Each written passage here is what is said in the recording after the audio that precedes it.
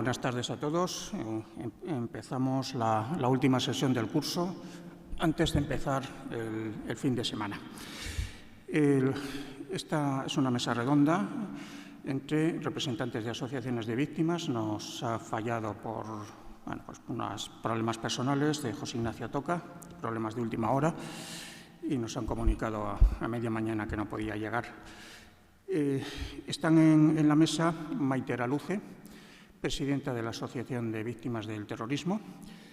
La asociación cumple este año 40 años, es el 40 aniversario. Es posiblemente la más antigua de Europa, según parece. Se ha mirado a ver si había algunas más antiguas, sobre todo en los países donde han tenido mayor intensidad del terrorismo, como el caso de Italia, como el caso de Irlanda del Norte, y por el momento la VT es, con mucha diferencia, la asociación más antigua. Al menos eso es lo que estamos contando las visitas que vienen al memorial. O sea, no sé si le estaremos engañando. En diciembre de 1990 se extendió el acta notarial de constitución y creo que un par de meses después, fue en febrero, en febrero del 81 se presentó al registro del Ministerio del Interior y el registro de asociaciones y comenzó a funcionar, y están ahora organizando actos, eventos e iniciativas de comunicación para difundir este 40 aniversario. Maite Araluce es hija de Juan María Araluce, que era presidente de la Diputación de Guipúzcoa, consejero del Reino, y que fue asesinado el 4 de octubre de 1976. En el atentado murieron también su chofer y 3 escoltas. Hay una nota de la policía de San Sebastián sobre ese atentado que yo he visto.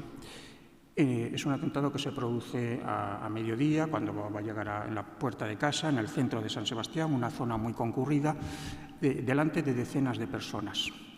Y cuando acude la policía y busca testigos, no encuentra testigos. O han desaparecido, o los que están todavía por allá no recuerdan haber visto nada. Nadie ha visto nada, solamente parece que una persona. Y a mí esa nota policial que vi en su momento me pareció que reflejaba toda una sociedad y toda una época, que estaba contenida en esos pocos párrafos en los que la policía confiesa que se ha cometido delante de decenas de personas y que ninguna dice haber visto nada. Y está también a la izquierda Javier López, vicepresidente de la Asociación de Cuerpos y Fuerzas de Seguridad del Estado Víctimas del Terrorismo, una asociación que agrupa a policías nacionales, guardias civiles y que tiene una relación especial con los ertzainas también víctimas del terrorismo. Javier era guardia civil. En mayo de 1978, cuando estaba destinado en Galdácano, sufrió un atentado.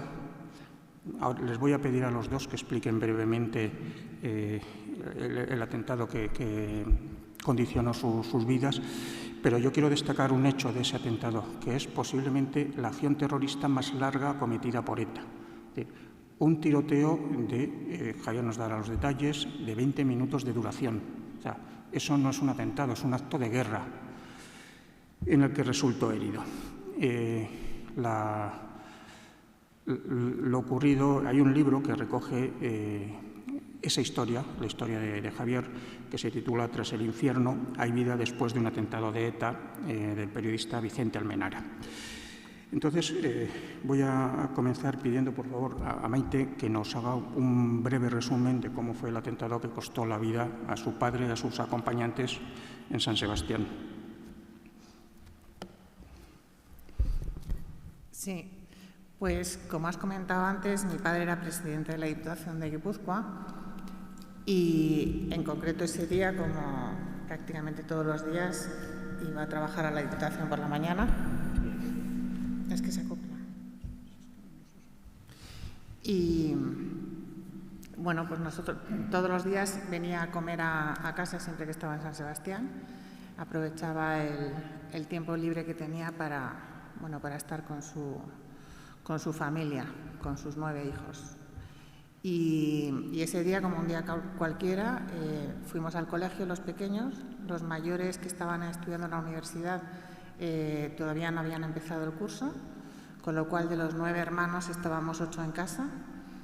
Y ese día los pequeños fuimos al colegio, volvíamos del colegio al mediodía para comer y volver al colegio por la tarde otra vez. Y cuando volvimos al mediodía, mi padre llamó por teléfono diciendo que iban a hacerle una entrevista y que empezáramos a comer, que él iba a llegar un poco más tarde. Y efectivamente empezamos a comer y bueno, cuando estábamos empezando casi a comer, de pronto oímos pues una ráfaga de metralleta, con lo cual nos levantamos rápidamente y nos asomamos en la terraza que había en el comedor, y lo que nos dio tiempo a ver fue pues mucha gente corriendo, gritando, y los 2 coches, el coche de la Diputación y detrás el coche de los escoltas. Cuando bajamos, bueno, pues la imagen pues era dantesca. Los policías murieron en el acto.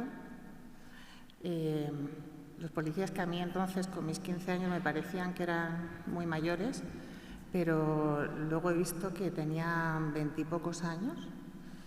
Uno de ellos justo era el día que se incorporaba otra vez al trabajo después de haberse casado. Se había casado 15 días antes y volvía ese día del viaje, la víspera del viaje de novios, y ese día era el primer día que se incorporaba. Y entonces el compañero que tenía que ir, el que iba con él, no le tocaba ese día tampoco, sino que como volvía su amigo del viaje de novios, pues pidió cambiar el servicio para ir con él y que le fuera contando. El conductor de la Diputación, que recibió también varios disparos, también era un chico joven, tenía novia, se casaba ese verano. Y bueno, mi padre en ese momento todavía estaba con vida. Recuerdo que parte de mis hermanos se llevaron a mi madre en el coche a la clínica, y mientras otros de mis hermanos, esperando las ambulancias, parecía que se hacía el tiempo eterno, y decidieron montarse en el coche, y en el mismo coche de la Diputación ametrallado, llevárselo al hospital, donde moriría poco tiempo después. Cuento todo esto familiar, o sea, que uno se acaba de casar, que otro tal, porque es verdad que hay veces que cuando se habla de víctimas del terrorismo parece que somos estadísticas o somos números, y son pues muchas familias rotas, muchas vidas truncadas. Cuando mi padre murió, cuando lo asesinaron, al poco tiempo volvimos al colegio. Y yo esperaba pues lo normal, que mis amigas del colegio me recibieran con cariño, me dieran un abrazo, me apoyaran, y lo que me encontré fue totalmente opuesto. Fue dejarme mi pupitre apartado, no saludarme prácticamente, evitarme todo el rato, pero lo que más me dolió, me llamaron en medio de clase, por la tarde, cuando llegamos otra vez a clase, la directora del colegio, para decirme que antes de salir que fuera a recoger a mi hermana pequeña, que tenía 10 años entonces, porque le habían pegado un papel en la espalda, sus compañeras de 10 años. No sé lo que ponía el papel, pero me pareció terrible. Me pareció que unas niñas de 10 años que pegan un papel a una compañera de su clase a la que habían asesinado a su padre, fue cuando me di cuenta de que algo iba mal allí, que la sociedad estaba enferma. Y eso lo corroboré pocos días después, cuando recibí yo un telegrama de compañeras mías de clase poniéndome: ya queda un cerdo menos en la tierra. Con lo cual, aquello no hizo más que empezar. Una vez que te señalaba, ya te expulsaban de la sociedad prácticamente de allí. Y bueno, además justo el año siguiente, en octubre, fue cuando dieron la amnistía, con lo cual todos los terroristas encarcelados salieron a la cárcel, los que estaban en Francia volvieron, eran recibidos como héroes. Y mi madre se vio en la alternativa de decir, bueno, me quedo aquí porque es mi ciudad y no quiero que me echen, pero prefiero irme con mis 9 hijos fuera de aquí y empezar una nueva vida y criarles en un ambiente donde no haya odio. Y eso fue lo que hicimos. Javier. Sí, buenas tardes.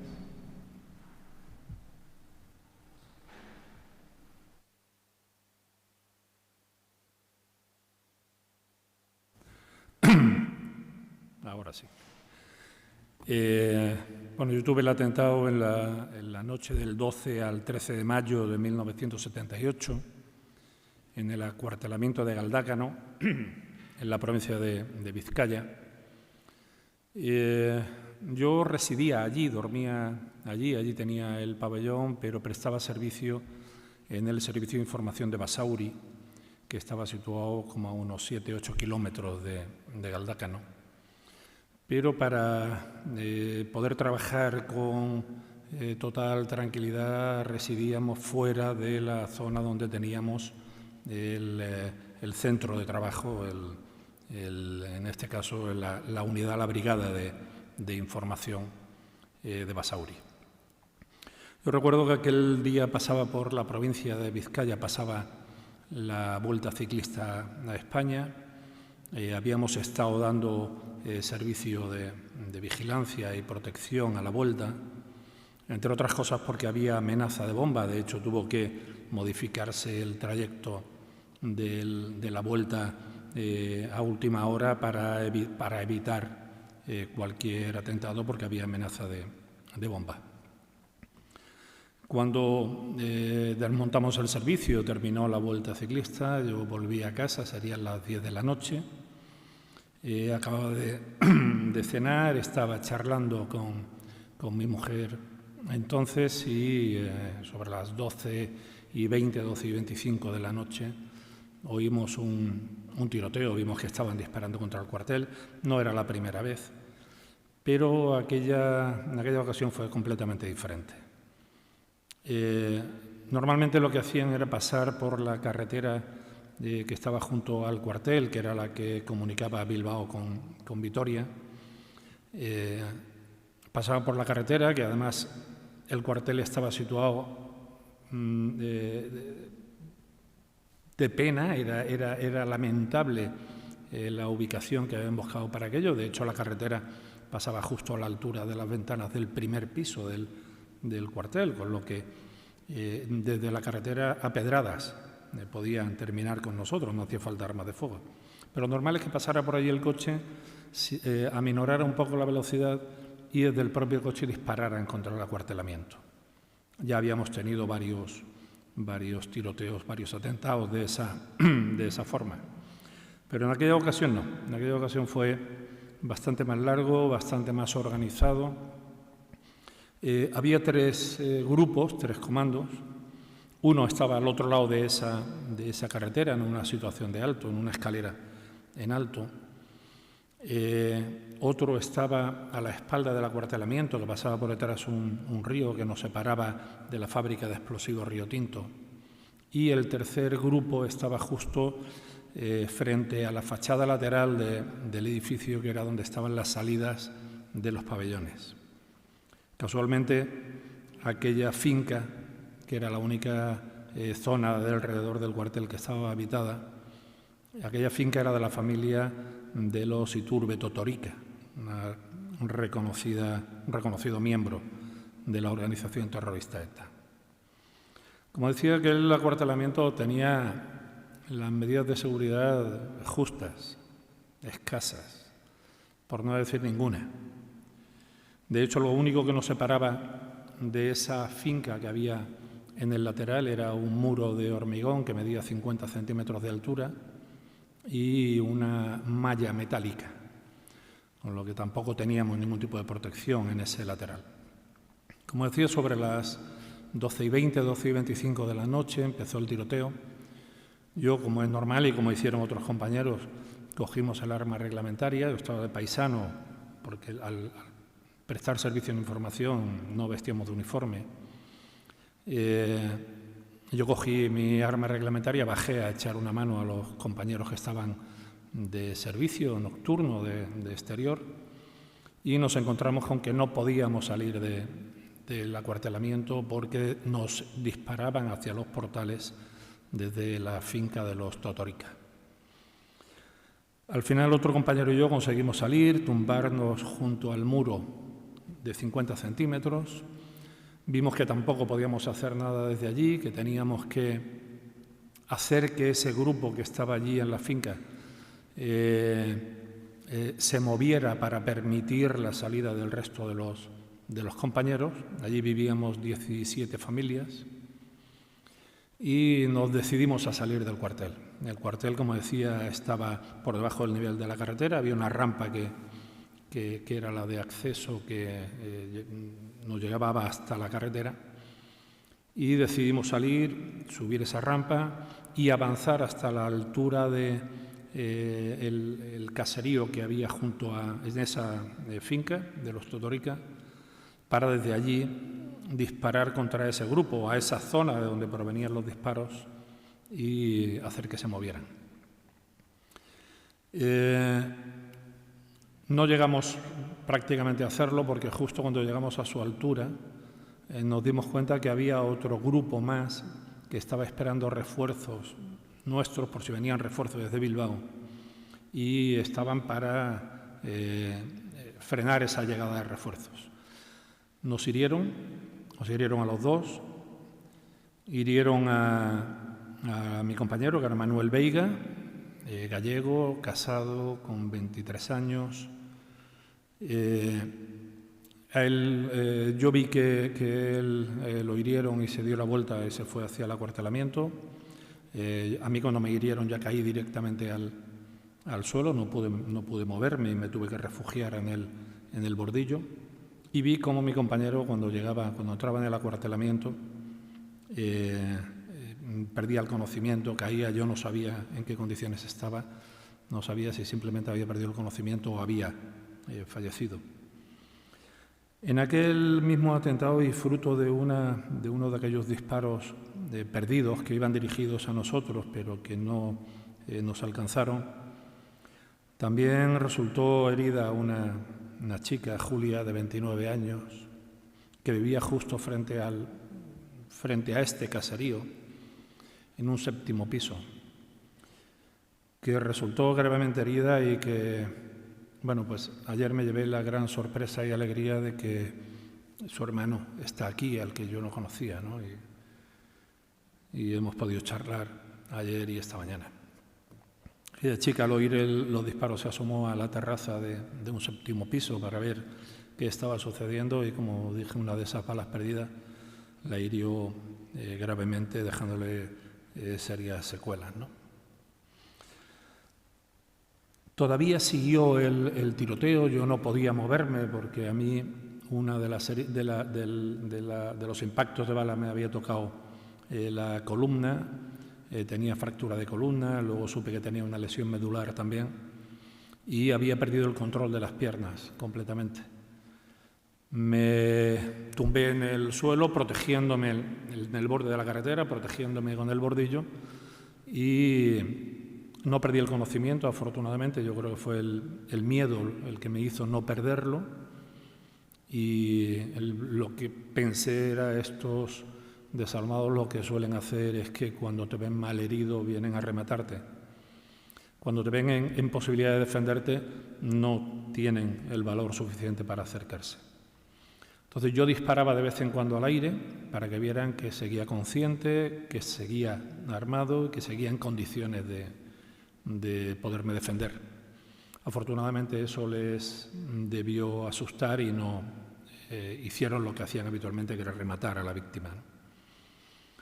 Llegó la ambulancia, que ya la habían llamado, vino la ambulancia del Ayuntamiento de Galdácano. Cuando me estaban subiendo a la ambulancia, volvieron a tirotear en la ambulancia, con lo que me tuvieron que dejar en el suelo y refugiarse para inmediatamente después volver a introducirme en la ambulancia y trasladarme al Hospital Civil de Basurto. Cuando llegué al Hospital Civil de Basurto, yo pensaba que no llegaba al Hospital Civil de Basurto, yo pensaba por el camino que me moría, que no llegaba. Tenía una hemorragia interna muy grande y veía cómo iba perdiendo fuerzas cada momento, cada instante. Cuando llegamos al Hospital Civil, rápidamente me pasaron directamente a quirófano, me operaron, me tuvieron que extirpar el riñón derecho, me tuvieron que recortar el hígado y me tuvieron que operar para fijar las vértebras que estaban fracturadas y evitar que el daño fuese a más. Después de aquello me enteré que el compañero Manuel Veiga había tenido un tiro limpio en el hombro, no había afectado a ningún órgano importante y que lo que había sucedido es que había perdido el conocimiento por la pérdida de sangre, pero que estaba fuera de peligro y que no tenía mayor riesgo la herida. Estuve 25 días en la UBI, 25 días en los que nadie pensaba que pudiera salir de allí. Luego me pasaron a planta y en la planta de traumatología estuve 2 meses y medio aproximadamente, 2 meses completamente inmovilizado, en una cama articulada, que se movía la cama para que no estuviese apoyado siempre en el mismo sitio, pero sin poderme mover yo, y cada 2 horas cambiaban de posición la cama para que cambiara el apoyo de mi cuerpo sobre ella. A los 2 meses y medio ya me levantaron de allí, me senté en una silla de ruedas, de la que todos los pronósticos decían que iba a ser difícil que volviera a levantarme y que con mucha suerte después de 2 años, 3 años, podría volver a incorporarme, pero siempre con aparatos ortopédicos, metálicos, hasta la ingle que me mantuvieran las piernas derechas porque no iba a ser capaz de soportar el peso de mi cuerpo. Bueno, el peso de mi cuerpo en aquel momento se quedó en 39,5 kilos, era puro hueso y piel. Pero gracias a un fisioterapeuta que yo creo en Málaga, que fue mi ángel de la guarda, pues conseguimos llevarle la contraria a los profesionales y consiguió recuperarme, consiguió que hiciera una vida casi normal, evidentemente con 1000 limitaciones físicas, pero afortunadamente sin ningún tipo de secuela psicológica. Yo siempre digo de broma, es que yo no me pude permitir el lujo de caer en una depresión. Estaba casado, tenía un hijo recién nacido, tenía que sacarlos adelante. En mi casa había que seguir comiendo y en aquella época, cuando un guardia civil o policía tenía un atentado, lo daban de baja por herido, cobraba el 80% del sueldo.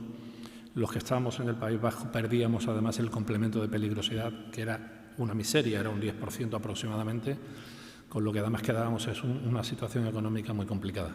Así que no me quedó más remedio que empezar a trabajar en el momento en que me pude poner de pie. Y a trabajar además de forma ilegal, porque no podía trabajar legalmente, pero había que vivir en casa, ¿no? Había que comer y tenía que sacar adelante a mis hijos. De hecho, yo lo que más me preocupaba de aquello era que la vivienda a la que me tuve que ir, pues yo llegué a Málaga en silla de ruedas, era una vivienda que estuviera adaptada, ¿no? Que me permitiera moverme dentro de casa con normalidad y que además me permitiera acceder a la casa sin mucha dificultad. Y aquel piso me lo tenían que pagar entre mi padre y mi hermano, los dos eran militares. Mi padre era comandante de infantería, mi hermano en aquel momento era teniente. Pero me lo tenían que pagar entre los dos porque a mí no me llegaba la pensión para pagar el alquiler, ¿no? Luego vinieron muchas situaciones complicadas, difíciles, dificultades con el cuerpo de procedencia, con la administración, como sucedía en aquella época. A mí hay una anécdota que no se la he contado nunca a Maite. El primer coche que nos asignaron en el Servicio de Información de Basauri era el coche que llevaba la escolta de tu padre. Y aún estaba el coche con los disparos en la carrocería y la sangre en el asiento. Y bueno, ese es el relato de mi atentado. Muchas gracias. Cuando se constituye la VT y luego cuando se han ido constituyendo las otras asociaciones, la primera función que asumían era la de autoayuda.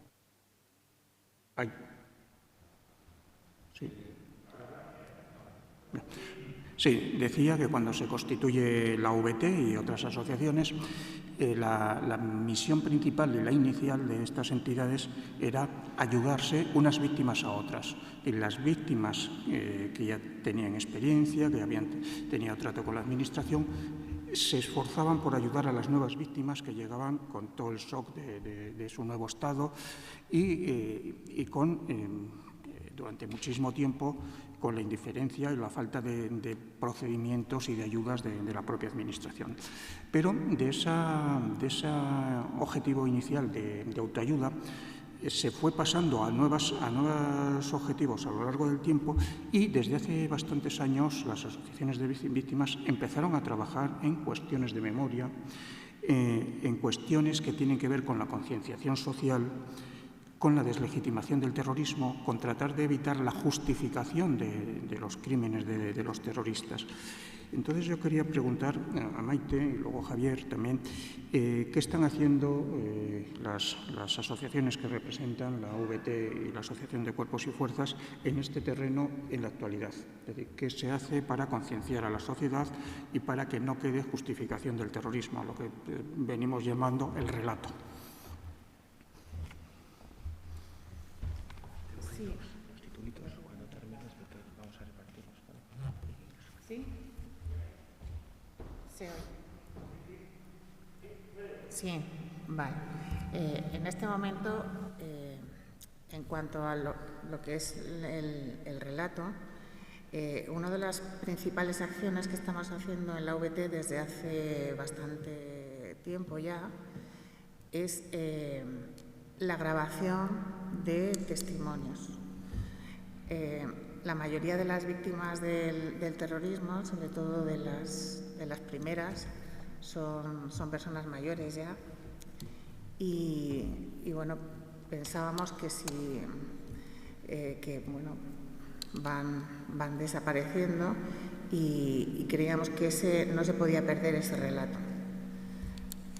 Pensamos que el relato del terrorismo tiene que estar contado en primera persona y tiene que estar contado por quien lo ha sufrido, sin ambajes y sin dulcificarlo y tal y como fue. Esta grabación de documentales empezamos, como ya os digo, hace unos años y, por supuesto, siempre se hacen con la supervisión de un psicólogo. El psicólogo primero hace una valoración de la víctima y nos dice si es positivo para la víctima contar su relato o no es positivo. Hay víctimas que lo quieren contar, pero que vemos que, según nos dicen los psicólogos, puede hacerle daño y a esas pues intenta que no lo hagan y a otras, sin embargo, pues les ayuda. Hemos hecho también varios documentales y ahora mismo hemos empezado la grabación de un documental por el 40 aniversario en el que también tenemos pues testimonios en primera persona de víctimas del terrorismo. Otra parte importante es el tema de ir a dar charlas a colegios, universidades, institutos. Todos los años organizamos varias jornadas en distintas universidades de España. Y a mí la verdad es que me emociona cuando voy a un colegio, a un instituto, en los que los chicos muchas veces no saben nada, pero hay veces que es peor todavía, que lo poco que saben lo saben distorsionado. Y a mí eso me parece más grave que no sepan nada. Y es verdad que cuando les hablas y les das el testimonio en primera persona y se dan cuenta de que las víctimas no somos oros parece que nos ponen algunas cosas, en algunos determinados sitios parece que tenemos que ir pidiendo perdón por ser víctimas. Entonces, cuando les cuentas tu historia, tu relato, y van varias víctimas, los niños empatizan muchísimo, y los chicos jóvenes. Muchos de ellos, cuando terminas, aparte de hacerte preguntas súper interesantes, vienen a darte un abrazo. Y eso la verdad es que es muy reconfortante, sobre todo para las víctimas de los primeros años, como es en el mío, en el que no teníamos ningún tipo de asistencia cuando teníamos el atentado, ni psicológica, por supuesto, ni por parte de nadie, ¿no? Te veías solo. Y luego, además, pensamos que no solo, y lo hemos hablado antes en el café, que no es importante solo el relato en España, también hay que contar en el relato en el extranjero. Nosotros como asociación hemos hablado en el Congreso, en el Parlamento, en distintos parlamentos autonómicos, en el Parlamento Europeo y en Naciones Unidas. Y vamos a seguir, por supuesto, hablando, porque muchas veces el relato que tienen en Europa, por ejemplo, sobre ETA es muy distinto a la realidad, está totalmente distorsionado, dulcificado, y muchas veces hacen que se posicionen del lado de los terroristas. También hemos intervenido en algunas unidades didácticas, y hemos protestado en algunas, como la del País Vasco, que al final no sabemos lo que va a salir, pero vamos, que la primera que nos presentaron era infumable, o sea, era una cosa demencial. Y veremos ahora, porque propusimos muchos cambios, sabemos que no van a coger todos los cambios, pensaremos, seguramente no nos gustará, pero pues va a ser lo que... Ahí tenemos dos opciones. Cuando se hace pues como en este caso, se hace una unidad didáctica que totalmente mentirosa, tremenda, tenemos dos opciones. Decir, nosotros no participamos en esto y no vamos a las aulas a contar nada. El problema de esto es lo que tendrán ganas de decir. Yo no participo en esto y desde luego no voy a ir a ninguna aula vasca a dar mi testimonio ni nada y a participar de este circo. ¿Cuál es el problema? Que si no estás tú, tu lugar lo ocupa otro. Y entonces, pues hay veces que tienes que ir a contrarrestar. Aunque no te apetezca, aunque no te guste, nosotros ya somos de la opinión, equivocada o no, de participar en todos los medios de comunicación, en todos los sitios donde nos llaman, sean adversos o sean amigos. Porque pensamos eso, que si no al final, les dejamos el campo libre y al final los únicos relatos y la única historia que cuenta es la suya. Con lo cual pensamos que tenemos que estar ahí para contrarrestar.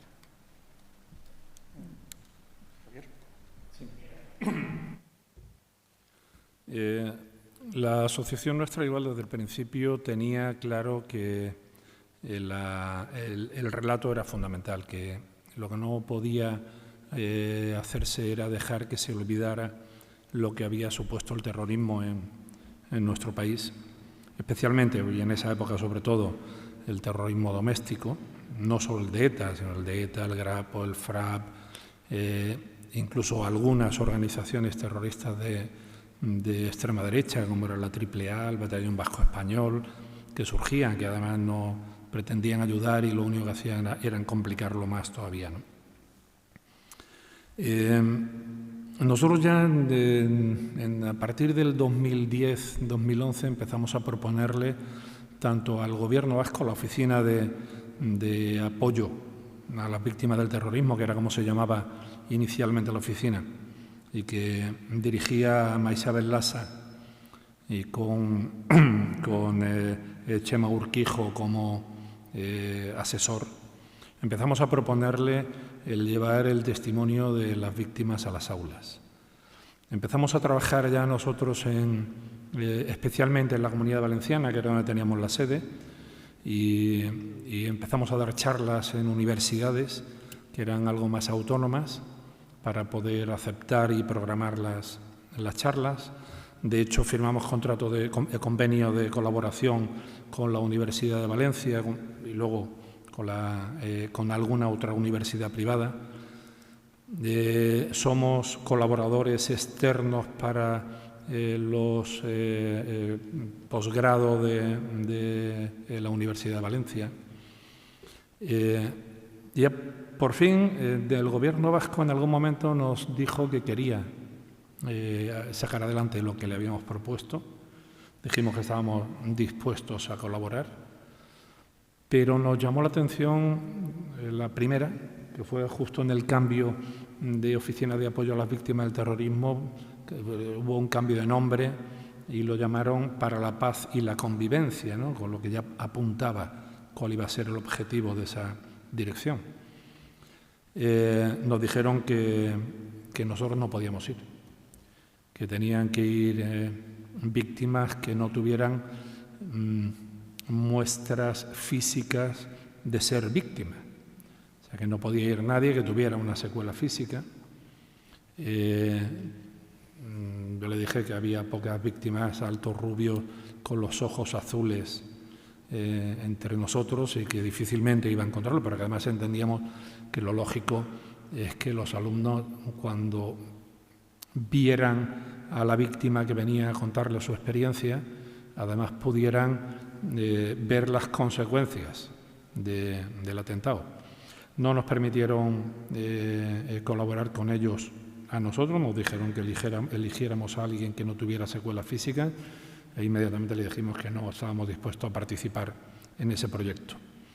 Años más tarde, la Dirección General de Apoyo, el Ministerio de Interior, a través de la Dirección General de Apoyo, sí puso en marcha un programa para llevar el relato de las víctimas a los colegios. Yo llevo participando con ellos desde el principio, además de que también colaboro en el proyecto de Educar para la Convivencia de la Fundación Víctimas del Terrorismo, y vamos dando charlas en colegios, institutos, universidades, ¿no? Me pasa lo mismo que le pasaba, que le decía Maite. Para mí, yo he hecho muchas cosas en esta vida, pero de las actividades más enriquecedoras, de las que más me han devuelto, de las que más me han aportado, ha sido esta, ¿no? La de llegar, contarle, sin entrar en matices políticos, a los chavales de cómo era la vida en aquel momento, cuál era el contexto de la sociedad civil, cuáles eran las consecuencias de los atentados, cómo quedaban las víctimas con posterioridad al atentado, qué atención recibían de las administraciones. Y los chavales lo reciben primero con sorpresa, porque desconocen totalmente lo que sucedió en este país en esa época. Y yo muchas veces digo que lo desconocen afortunadamente, no lo han vivido, pero que hay que hacérselo saber, hay que educarlos en eso, porque es educarlos en la convivencia con los demás. Ese es el proyecto que más me ha gustado hacer, pero luego hemos tenido otros que dimos un paso más adelante. Nosotros hacemos todos los años, ya desde hace 15 años, unas jornadas, que son jornadas de convivencia y concienciación. En las primeras nos reuníamos con la sociedad civil de cada una de las provincias en las que íbamos haciéndolo, y desde hace 5 años, además, colaboramos con otras asociaciones de víctimas de hechos traumáticos, ¿no? De que han sufrido el síndrome del estrés postraumático, como pueden ser víctimas de accidentes de tráfico, víctimas de violencia de género, de violencia doméstica, con chavales que han sufrido acoso escolar, y eso porque entendemos además que nosotros, las víctimas del terrorismo, ya la gran mayoría de nosotros hemos superado lo que sucedió, hemos sido capaces de remontarnos y olvidar o apartar, mejor que olvidar, lo que nos sucedió y reengancharnos a la vida, ¿no? Y que esa experiencia que tenemos, que desgraciadamente tenemos, creíamos que era bueno trasladárselo a los demás, sobre todo para infundirle ánimos, para que vieran en otros que era posible salir de la situación en la que se encuentran, del bache emocional en el que se encuentran. Y es otra actividad que ha sido muy bonita, ¿no?, en los últimos años. Y seguimos y seguiremos, evidentemente, luchando por el relato, porque no se puede olvidar. La sociedad que olvida su historia está condenada a repetirla, y tenemos que poner nuestro grano de arena para evitar que esto se repita. En lo que concierne a lo que estamos llamando el relato, en los últimos años hemos visto una producción notable de productos audiovisuales, de películas, de documentales, que evidentemente por el tipo de soporte que son, tienen un impacto social muy extenso, porque llegan mucho más que un libro de historia, que un libro de memorias, ¿cómo lo habéis visto esta producción que ha aparecido? En líneas generales, ¿os parece que es un enfoque adecuado lo que se ha emitido en estos últimos años? ¿Os parece que eso ha ayudado? ¿Os parece que en algunos aspectos ha podido distorsionar una visión correcta de lo que ha ocurrido? Maite. Bueno, en algunos casos sí se ha distorsionado, pero lo que me parece importante es abrir el debate. Muchas veces las víctimas nos hemos quejado, y es porque ha sido así, hemos sido invisibles durante muchos años. Hemos sido invisibles, no se contaba con nosotros y se nos intentaba tapar. Como somos molestas, entonces recordamos una parte que la sociedad quiere olvidar, entonces, bueno, pues nos apartan. Entonces, cualquier cosa que abra el debate y que nos dé visibilidad, a mí la verdad me parece muy bien, pero es verdad que hemos visto pues alguna serie o alguna documental de estos que están muy bien, y hay otros, bueno, pues que son infumables. Pero a mí el abrir el debate siempre me parece bien, y el dar visibilidad a las víctimas del terrorismo me parece bueno, que la sociedad sepa que estamos aquí, que no hemos desaparecido y que por desgracia bueno, pues los terroristas van cumpliendo condena y luego salen a la calle, pero la condición de víctima del terrorismo, por desgracia, no prescribe. Y bueno, pues aquí seguimos. Se me ha olvidado decir antes también, en cuanto a lo de la memoria, que otro de los temas que a mí me parece importante y que estamos impulsando desde la asociación, llevamos años también impulsando, es aparte de los homenajes a las víctimas del terrorismo, la colocación de placas y monolitos en los sitios donde ha habido un atentado terrorista. Igual que poner el nombre a las calles, ¿no?, de víctimas del terrorismo. Eso me parece fundamental. Me parece fundamental porque, bueno, nos ha costado muchísimos años y mucho esfuerzo a muchas víctimas el que al final se empiecen a poner placas en San Sebastián a víctimas del terrorismo, y me parece fundamental que cuando los niños pasen por allí y vean una placa en el suelo, pregunten a sus padres si esta placa qué es, si esto qué es. Me parece muy educativo, aparte que, bueno, pues que a las víctimas también eso nos ayuda, pues eso, a no pasar página. Yo, por ejemplo, ayer comentaba que yo cuando iba a San Sebastián no pasaba nunca, evitaba pasar por debajo de mi casa donde había sido el atentado de mi padre. Ahora que están colocadas las placas, pues no es que me guste, porque cada vez que paso por allí me recuerda, pero en fin, me siento reconfortada. Digo, bueno, pues no ha sido inútil, aquí ha quedado la historia y bueno, aquí está reflejado. Me parecía importante comentar eso, que no se me ha olvidado antes. Javier, Sí, yo opino igual que Maite. Yo creo que la la polémica, el debate, cualquier cosa que nos dé visibilidad la tenemos que aceptar. Podemos estar más de acuerdo con ella o no.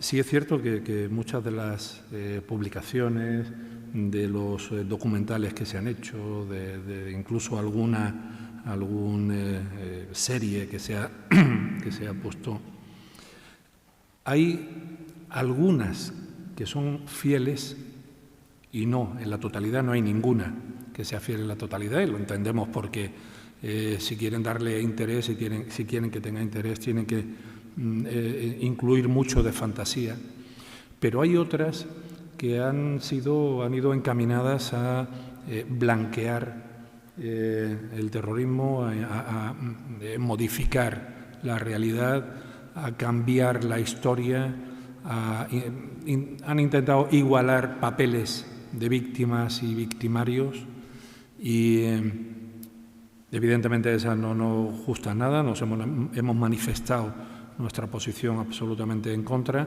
pero nos ha dado la posibilidad de explicarnos, de contar la verdad, de contar la realidad y de sacar a la luz esos intentos de blanqueo o de suavizar o incluso de cambiar la historia, ¿no?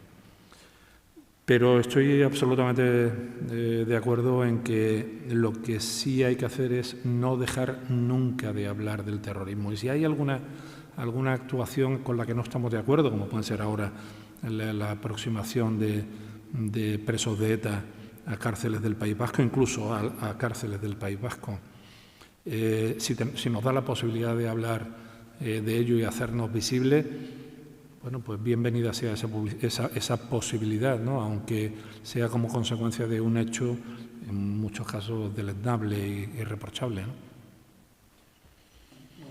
Gracias. Voy a pasar la palabra al público para ver si alguien quiere hacer alguna intervención, una pregunta. A ver, que se ponga de pie porque el contraluz no nos deja ver muy bien. A ver, ¿dónde? Ahora llega el micro.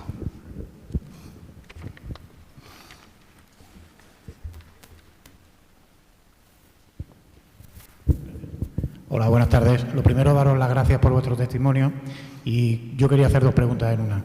La primera, respecto a las visitas a centros docentes de cualquier nivel, me gustaría saber, en general, de dónde parte la iniciativa. Quiero decir, si es de los centros docentes o de la propia asociación, de las dos asociaciones que están aquí presentes hoy. Y, en segundo lugar, si habéis tenido alguna influencia o aportación o se os ha pedido opinión en la elaboración del Plan Estratégico Nacional de Prevención de la Radicalización, que hablábamos ayer, si se ha contado con vuestra voz, vuestra opinión y en qué sentido, si ha sido así. Gracias. No sé si tú te has enterado.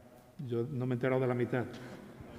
Es que tenemos aquí hay un problema tremendo y es que posiblemente por... Sí, yo sí he entendido. Sí, en las visitas a los centros docentes, ¿de quién parte la iniciativa? Si es de las asociaciones, de las víctimas, del colegio. Depende. Hay iniciativas que parten directamente desde las asociaciones, ya en conversaciones con colegios en años anteriores o con universidades, sobre todo en el ámbito universitario.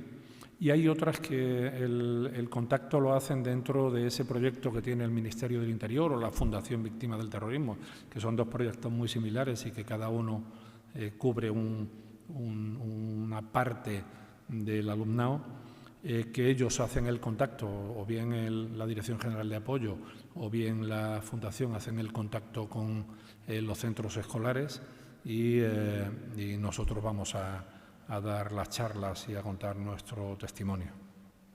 En nuestro caso, normalmente somos nosotros los que nos ofrecemos a colegios, a institutos, y hay veces que nos cuesta.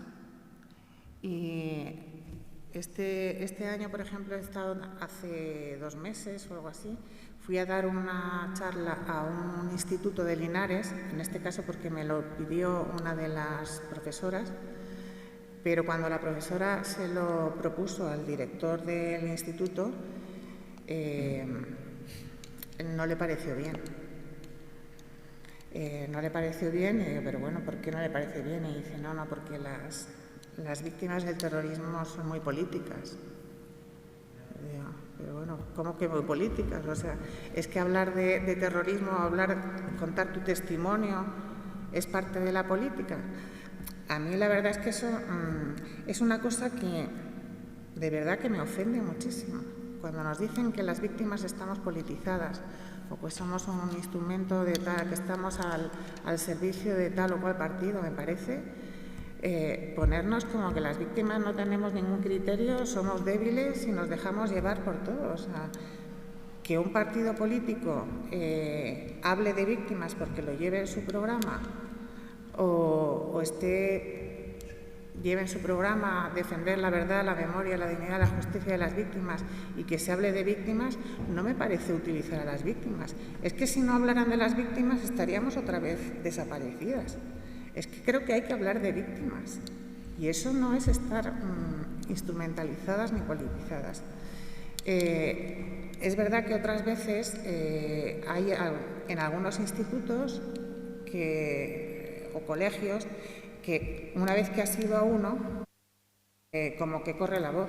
Y entonces es verdad que nos llaman de muchos colegios y muchos institutos, oye, que fueron a tal colegio, podrían venir al mío, o fueron a tal instituto, podrían venir al mío. O sea que sí, es de las dos maneras. Unas veces vamos nosotros y otras veces nos llaman.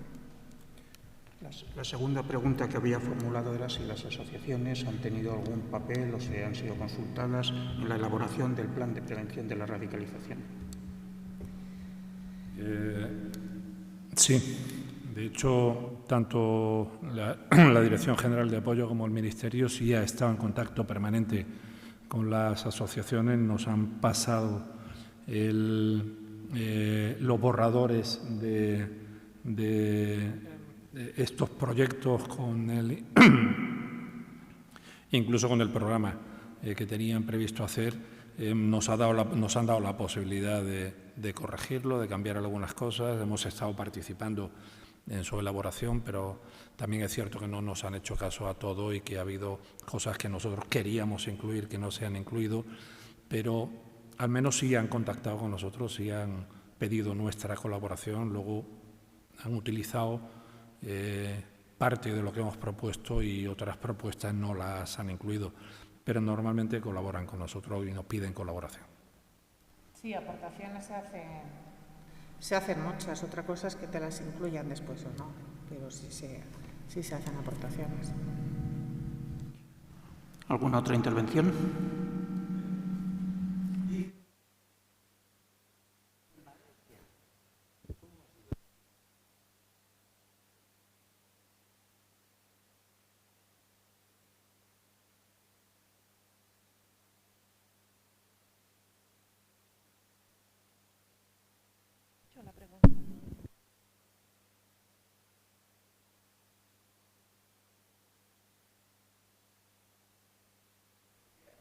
Vale.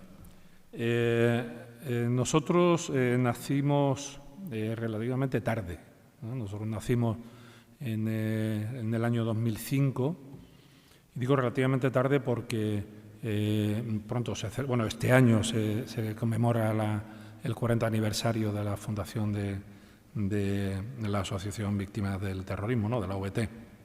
Nosotros nacimos tarde y nacimos como consecuencia de que nos dimos cuenta de que los miembros de los cuerpos y fuerzas de seguridad del Estado tenían unas dificultades que eran peculiares, que eran diferentes a las del resto de las víctimas del terrorismo, sobre todo por aquello de la procedencia profesional, ¿no? Del cuerpo del que procedían. Y que en asociaciones como era la OVT o como eran algunas de las autonómicas que ya estaban funcionando en esa época, no tenían los conocimientos suficientes, la información suficiente como para hacer frente a esos problemas que tenía ese colectivo de víctimas. Entonces decidimos crear la asociación entre un grupo de policías y guardias civiles para acoger en nuestro seno a a policías y guardias civiles. Y cuando digo policías no me refiero solo a Policía Nacional. Dentro de nuestra asociación está evidentemente Guardia Civil, pero todas las policías, Policía Nacional, policías autonómicas, policías locales, policías municipales, están todas, ¿no? Para acoger en nuestro seno a las víctimas que procedían de esos cuerpos y poder pelear, luchar con la Administración para solucionarles los problemas que tenían, que eran exclusivos de su profesión.